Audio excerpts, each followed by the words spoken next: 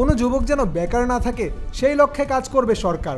Professional সেক্টরে ecosystem ঠিক করা প্রয়োজন বলে মন্তব্য করেন যুব ও ক্রীড়া উপদেষ্টা আসিফ মাহমুদ। মঙ্গলবার ওয়ার্ল্ড ব্যাংকের প্রতিনিধি দলের সাথে বৈঠকে তিনি এই বক্তব্য দেন।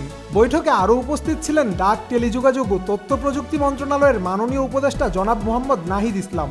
ওয়ার্ল্ড ব্যাংকের সাথে হওয়া মতবিনিময় চলাকালীন আসিফ মাহমুদ কর্ম ও কর্মসংস্থানের ইকোসিস্টেমের উপর গুরুত্ব আরোপ করে বলেন, প্রফেশনাল সেক্টরে ইকোসিস্টেম ঠিক করা প্রয়োজন। কোনো যুবক যেন বেকার না থাকে। বাংলাদেশ থেকে আনএমপ্লয়মেন্ট দূর করতে কাজ করবে সরকার। ডাক, টেলিযোগাযোগ ও তথ্য প্রযুক্তি মন্ত্রণালয়ের মাননীয় উপদেষ্টা জনাব মোহাম্মদ নাহিদ ইসলাম ছাত্র আন্দোলনের সঙ্গে সম্পৃক্ত সকল শিক্ষার্থীদের ত্যাগের প্রতি সম্মান জানিয়ে বলেন, দেশ পুনর্গঠনের জন্য আমরা সর্বাত্মক চেষ্টা চালিয়ে যাচ্ছি। তরুণদের সুযোগ প্রয়োজন। দেশ পুনর্গঠন ও সুন্দর বাংলাদেশের জন্য আপনাদের সকলের সহযোগিতা প্রয়োজন। বর্তমান সরকারের সঙ্গে দেশ পুনর্গঠনে ওয়ার্ল্ড ব্যাংকের রয়েছে নানাবিধ ভিশনারি প্রস্তাবনা।